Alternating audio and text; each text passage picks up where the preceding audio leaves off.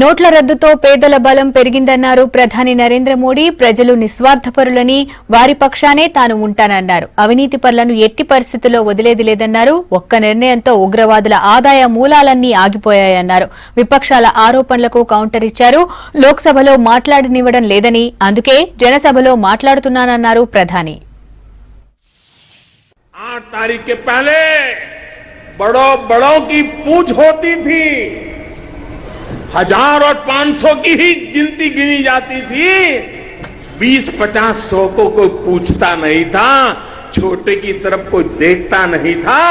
8 तारीख के बाद बड़ों की और कोई देखने को तैयार नहीं है, सब छोटे के लिए तैयार हो गए हैं। भाइयों, बड़ी नोट नहीं, छोटी नोट की ताकत बड़ी है, बड़े लोग नहीं, छोटे लोगों की ताकत बढ़ाने के लिए यह बहुत बड़ा फैसला मैंने किया।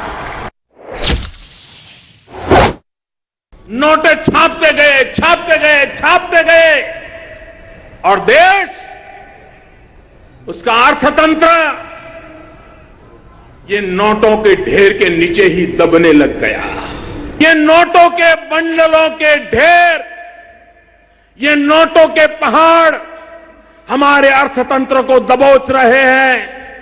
काले धन और भ्रष्टाचारियों को वो काम आ रहे हैं, गरीब की ताकत कम हो रही है।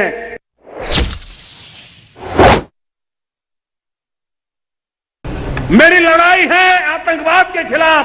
आतंकवादियों को ताकत मिलती है जाली नोट से, और हम तो सीमा पार क्या हो रहा है सब जानते हैं, पड़ोस में ही रहते हैं।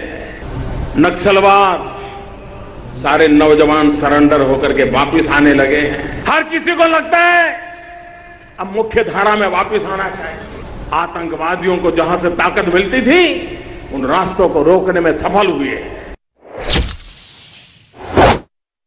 ऋणम कृत्वा धृतम पिबेत, वो कहते थे अरे मृत्यु के बाद क्या होने वाला है कौन जाता है, जो मौज करनी है अभी कर लो, जो खाना है खा लो, घी पीना है पी लो, आनंद से जी लो। इस 4 वाक्य की फिलॉसफी को कभी भी हिंदुस्तान ने स्वीकार नहीं किया। हमारा तो देश ऐसा है, मरने के बाद मेरा क्या होगा ये कभी चिंता नहीं करता है।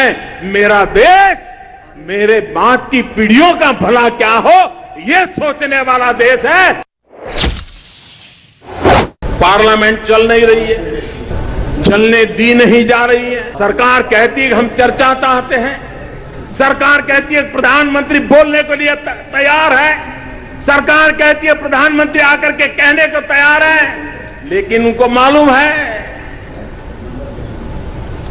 उनका झूठ टिक नहीं पाता है, और इसलिए वो चर्चा से भागते रहे हैं। और इसलिए लोकसभा में मुझे नहीं बोलने दिया जाता, मैंने जनसभा में बोलने का रास्ता चुन लिया है। भाई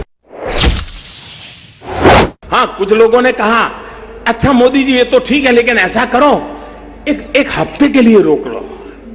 क्यों भाई, ये हफ्ते में कौन सा जादू होने वाला था? ये 1 हफ्ता रोकने के इरादा क्या था?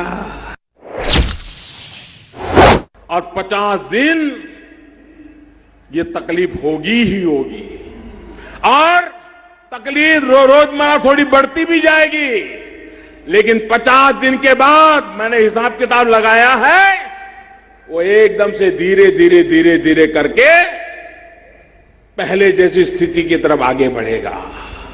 50 दिन तक ये कठिनाइयां रहने वाली है।